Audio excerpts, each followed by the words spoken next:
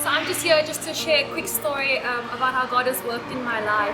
And one story that really comes to mind, or that I think about often, is when I was 15 years old. I was in grade 10, and I went to the doctor for some tests for something completely arbitrary. We were not concerned at all. So we went to the doctor. The doctor said, "Listen, I don't know what to tell you. You need to go to another specialist." And we went to a specialist, and it was a dermatologist actually, because I had a problem with my hands. And then the dermatologist said, "Okay, Janelle, can you just leave? I want to speak to your mother for a second." So I was kind of like, okay, why can't I be in the room? But I walked out, and then I came back, and she just said, "Okay, you're going to need to go for the tests." So I was kind of like, what is this? And then my mother was like, "It's okay, Janelle, we're just going to go for more tests." But she didn't tell me anything. And for 2 months, I was kind of like, why am I going for tests? And I went for blood tests, and I went for lung tests, and I went into like this box, and I had to suck on this tube, and that was feeding me oxygen, and then the oxygen in the box would completely go away, and basically I had to test my breathing. So I did a whole lot of tests like that. I did basically all the tests under the sun for 2 months, not knowing why I was doing this test.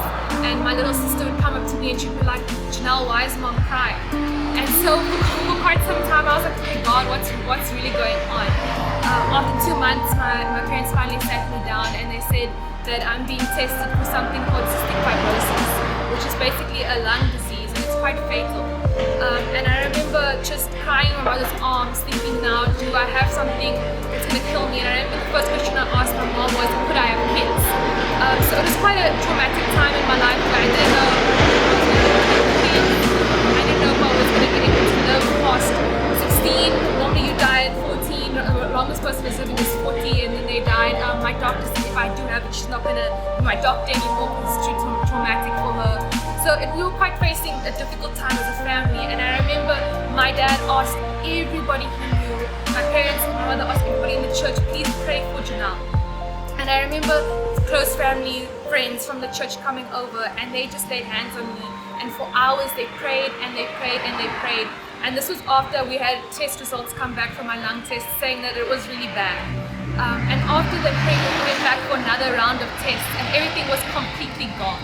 And when I mean gone, I mean I was breathing 100% fine. The test results just came back completely polar opposite to what the first test results were.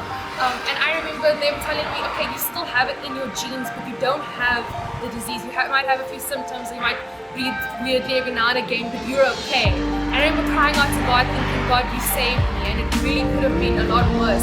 And I really thank my parents for reaching out to everybody around them, the congregation of West Coast, just praying for me so diligently. I mean, the elders came and they laid hands on me for weeks and weeks. People just wouldn't stop praying. And I just thank God that He showed in and He showed up and He healed me. It's really a testament of how God worked in my life and of how I fell on my knees. And after that, I was just so much closer to God, and I had such a better relationship with God just because I was able to fall on my knees and say, God, I can't do this without you. I really need you. So He used that experience to get me into a better relationship with Him, which I cherish until this day. So I just really want to encourage you that God really does hear the people and the prayer around you. And if you really need help, you can call out to your congregation, to your friends, to your family members, to anyone in your church. They have your back, and you need a fellowship of people to pray for you in tough times.